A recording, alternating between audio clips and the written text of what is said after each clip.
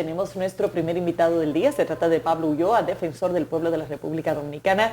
Pablo, un placer tenerte con nosotros aquí.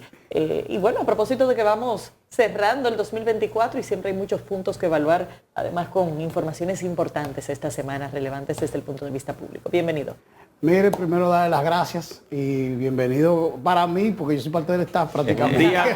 Un día como hoy, que es el Día de los Derechos Humanos. El Día Internacional de los Derechos Humanos se celebra el día de hoy y para nosotros es un placer estar con ustedes. En esa materia, ¿cómo está el país? En este año ustedes han estado desarrollando la ruta de los derechos. De los derechos. En todo y también se validan los deberes, porque es ¿verdad? parte.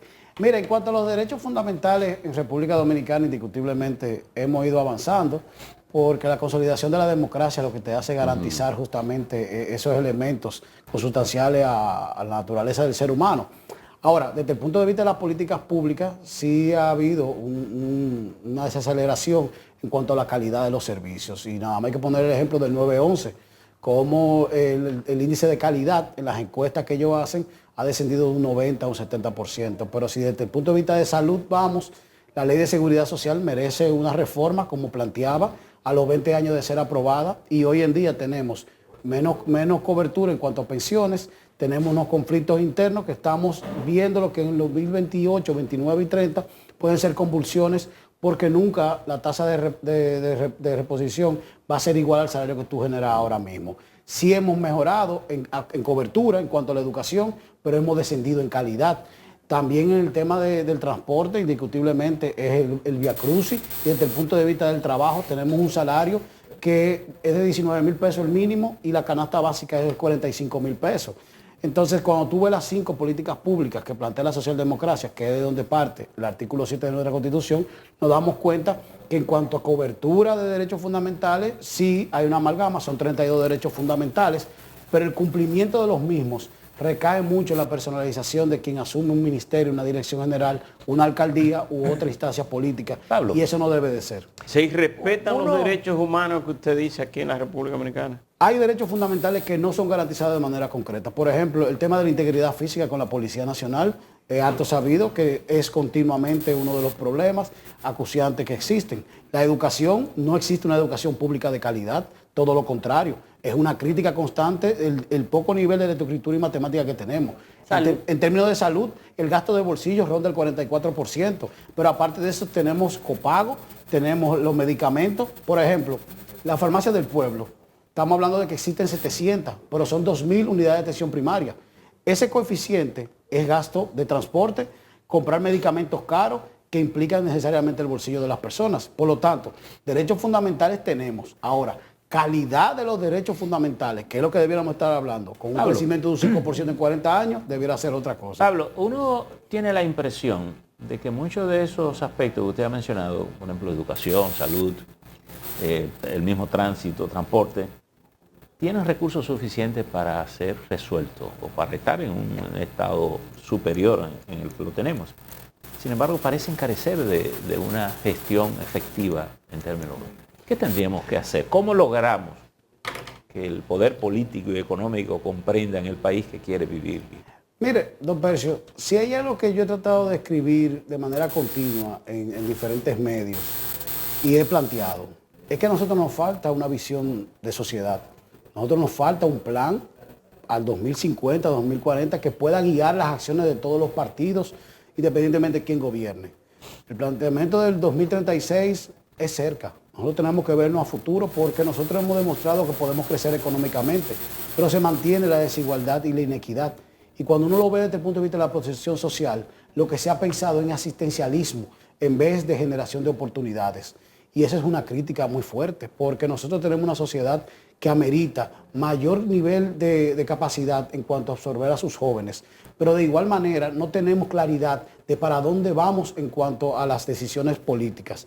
Existe una ley, una estrategia nacional de desarrollo que fue desarticulada, vamos a decir, desde el punto de vista de la operatividad, y eso merece que el Congreso de la República genere un espacio de consenso para poderlo lograr. ¿Qué tipo de espacio? Pensar en en modificar o actualizar la Ley de Estrategia Nacional de Desarrollo? La Estrategia Nacional de Desarrollo planteaba que el Ministerio de Economía, Planificación y Desarrollo iba a hacer actualizaciones y se suponía que ahora, en el 2028, teníamos que hacer una nueva ley. Indiscutiblemente, el Consejo Económico y Social no jugó su rol en las 14 reformas que planteaba el presidente de la República. Yo creo que existe una agenda política que tiene que ser consensuada con los cuerpos políticos y con aquellos tomadores de decisiones. ¿El CES no jugó su rol o no se le dieron las herramientas para que lo jugara? Bueno, yo veo resultados. Los resultados es que solamente la ley que tenía que ver con la Junta Central Electoral, el de los partidos políticos, fue la única que se presentó fue la que se como presentó. proyecto. Fue la que presentó la Junta y fue la que se aprobó. Y no se aprobó en la dimensión y la característica Bueno, que se necesitaba. era la única que tenía un proyecto estructurado. Después Claro. todo lo otro fue un poco de un invento. Pero independientemente, los resultados no fueron completos, porque yo claro. participé en esa mesa y la parte de fiscalización de los recursos Yo estuve públicos ahí también, de los pero- partidos políticos no se estipuló. Sí, yo estuve ahí Y la también, parte- solo que tanto lo del sector oficial como la oposición estaban de acuerdo en no tocar las cosas que tenían que ver con ellos. Es que no había liderazgo en el CES, don Pelso, a pesar que usted estaba ahí. No había propuesta No, desde el no, gobierno. No, es que, No había pero es que propuesta, no había, no había propuestas. no había en el CES un liderazgo que pudiera generar Pero es que confianza tanto en el sector oficial como en el sector eso de no la le da oposición. Las propuestas no las prepara el CES, la propuesta la Esa tiene no que es llevar el la gobierno. Claro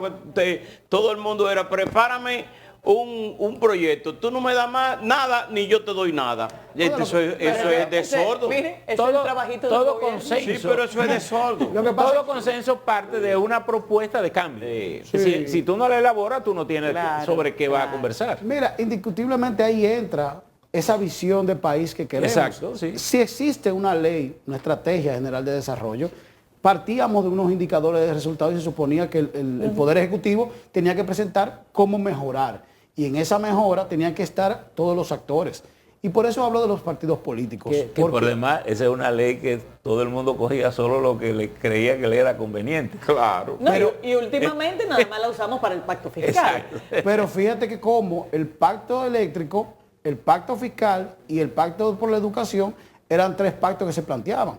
Entonces, en una sociedad que ahora mismo está tan fragmentada, tú tienes que tener realmente puntos concretos de unión. Por eso planteaba las 5 políticas públicas que debieran ser los focos de atención de un futuro de República Dominicana, lo que es empleo. Y sobre todo que te quepan en las manos. Sí, porque también ayuda justamente a la visualización de Sí. realidades. O sea, Claro. lo que es educación y salud te da perspectiva de vida. Lo que es empleo te dan oportunidad y no depender del clientelismo y de la demagogia. Lo que es transporte te permite tener acceso y lo que es vivienda te da una calidad de vida. Si esas 5 políticas públicas nosotros las podemos tener en un plan, justamente pudiera guiar las decisiones desde el punto de vista de la perspectiva, de la inversión extranjera, de la redistribución de la riqueza y demás. Pero ahora mismo estamos en un proceso en el cual es el día a día y no puede ser así. Yo creo que una nación se guía justamente por elementos concretos que te están permitiendo generar riqueza, pero redistribuirla. ¿Y qué nosotros hemos visto en la ruta de los derechos? Poca descentralización, poco cumplimiento gubernamental y mala calidad de los servicios públicos. Porque nada más hay que ver el tema de infraestructura en agua, 8 años para una carretera. Pero yo estaba en la Romana y en la ribera del río hay una comunidad, que no voy a decir el nombre público, pero ahí viven 20.000 personas. ¿Y qué están pidiendo? Un puentecito. Hace 5 años le hicieron el levantamiento. Pero te estoy hablando de un espacio que es más pequeño que este mismo estudio, que permite que dos comunidades se junten. Estamos hablando de 8 kilómetros de carretera y estamos hablando de un puente. No estamos hablando de que vamos a hacer un tranvía, ni vamos a hablar de un túnel. Estamos hablando de que la infraestructura mínima no es posible. ¿Y qué hablamos de las canchas, por ejemplo, en las escuelas? La gran mayoría de los liceos de República Dominicana tiene paralizada la infraestructura en cuanto a la parte deportiva. Y no es por el deporte, es porque eso afecta a que cualquier niño pueda tener una situación, pero también la dimensión de la tarde extendida. Porque se supone que nosotros estamos invirtiendo en una educación de calidad basado en que el niño desde las 8 de la mañana hasta las 4 de la tarde va a tener una serie de actividades para su desarrollo integral. Cuando vemos esa realidad, lo que vemos son espacios totalmente desestructurados porque no pueden aplicar un currículum. Y eso se traduce en los resultados de pruebas nacionales, se traduce en el estudiante que llega a la universidad, y se traduce en el que se gradúa de profesional y no tiene oportunidad y tiene que emigrar, o tiene que hacer Uber, o tiene que hacer de dependiente. Entonces, la educación a la continuidad de la vida, que esa ley quedó pendiente, en el Congreso está, que es el Sistema Nacional de Cualificaciones, es una realidad. Hablamos de fusionar ministerios, pero ahí entre el ITLA, el Community College, entra también el Infotep, Ministerio de Educación y Ministerio de Educación Superior. Si vamos a ver una política pública como Estado, vamos a verlo un todo y no vamos a ver fragmentos de la película. Y la educación para el empleo es parte consustancial de la productividad de una nación. Por lo tanto, el ITA, el Community College y el Infotep tienen que ser parte de esa visión global. Ahora, si el problema es el 4% por un tema financiero, bueno, pues vamos a discutir realmente qué es la educación de República Dominicana. Pablo, esta es una democracia que parece que tener un déficit profundo de diálogo. Es así. ¿Eh? Es así. Nosotros hemos ido matizando el diálogo pensando que todo es consenso. Y no es así. Los espacios de construcción de democracia implican que yo voy a disentir, pero existen y se generan continuamente. Si no, pensemos en la reforma laboral. O sea, la propuesta está.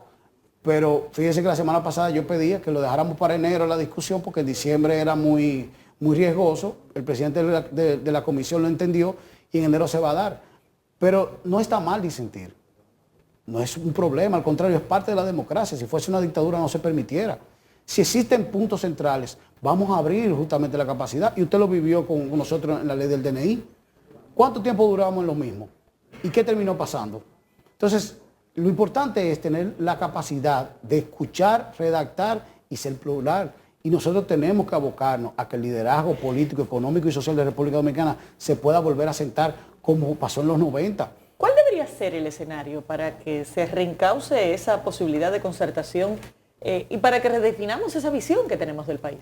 Yo creo que tiene que partir del Poder Ejecutivo, porque indiscutiblemente yo creo que el liderazgo que tiene el presidente Luis Abinader, visto en los votos, tanto en el Congreso como en el Poder Ejecutivo, permiten que él pueda convocar. Entiendo que las fuerzas políticas están representadas en partidos. La parte económica tiene interlocutores que ¿Pero convocar a qué? ¿Un diálogo de qué naturaleza? Yo digo que puede convocar, bueno, a la visión de país, a ese país que queremos de República Dominicana. Existe una propuesta de RD 2036. Vamos a discutirla entre todos, vamos a verlo y que cada quien aporte y vamos a firmar una ley. Porque así como hemos reformado una constitución para garantizar la no reelección, también tenemos que tener el marco legal que permita que la inversión pública tenga tasa de retorno. Que no agarremos 4.300 millones de pesos y lo entreguemos en bonos sobre la base de un asistencialismo, no sobre la creación de oportunidades.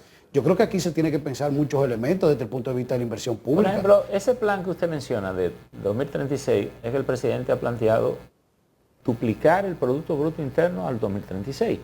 Pero eso no solo puede ser un objetivo, hay que desarrollar políticas que nos lleven a eso. Por eso digo, el elemento de plantearlo es interesante desde el punto de vista de alinear los esfuerzos, pero el cómo es que tenemos que verlo, porque todo el mundo quiere un mayor crecimiento, pero también todo el mundo quiere que le llegue esos $12,000 de per cápita que dice el gobierno que nosotros tenemos. Pues está como un amigo mío que dijo, le sacaron el promedio de los Mercedes-Benz, una vez él dijo, pero a mí no me ha tocado ni una vueltica. Y es lo que yo digo, cuando tú te vas a un pueblo, a cualquiera, ¿qué tú te das cuenta? Aquí no estamos hablando de grandes dineros, aquí lo que estamos hablando es obras básicas. Pequeñas cosas. Que pueden incidir en ese joven que se está formando o ese padre que necesita un empleo. Porque si tú le preguntas a la mayoría de los dominicanos, no quieren vivir de dádiva.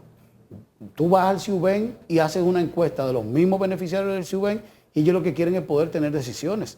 Pero esas decisiones tienen que ir con la formalización del empleo. No puede ser que el 60% de nuestra masa laboral sea informal y que entonces el restante somos nosotros y estamos pagando todos los impuestos.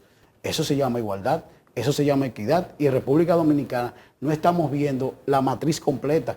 Nos estamos quedando sesgados en una sola parte de la matriz. ¿Pudiera la Defensoría del Pueblo ser un ente motivador en una propuesta de esa naturaleza? Mira, nosotros... Por ejemplo, de motivar al presidente que tome esa iniciativa de ayudar un poco digamos, a recuperar a Agripino aquí en el espíritu, ¿verdad?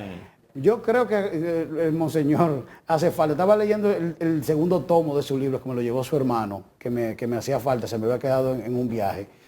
Y yo creo que sí, que el defensor tiene esa facilidad por la neutralidad y nosotros a partir de febrero próximo concluyendo esta ruta, vamos a iniciar unos diálogos a nivel municipal. ¿Cuándo concluye la ruta de los Hoy derechos? justamente, Hoy terminan esta tarde ustedes en La Barquita haremos una actividad de cierre y de agradecimiento a todas las instituciones, incluyéndolo a usted con la parte del Nuevo Diario, pero a todos los colaboradores del Defensor del Pueblo, a todas las instituciones en cada provincia que nos recibieron, porque estamos hablando de un periplo de 3 meses. Estamos hablando de dejar tu familia, estamos hablando de hacer una agenda en cada provincia donde estaban presentes las mujeres emprendedoras, donde estaban presentes los jóvenes, los estudiantes, el liderazgo de toda la provincia, escuchando conferencias, haciendo el izamiento de la bandera, caminando por las calles, creando unos espacios en cada parque público con unas carpas donde estaban no solamente el defensor tomando reclamaciones, quejas y orientaciones, estaba Supérate, estaba Senasa,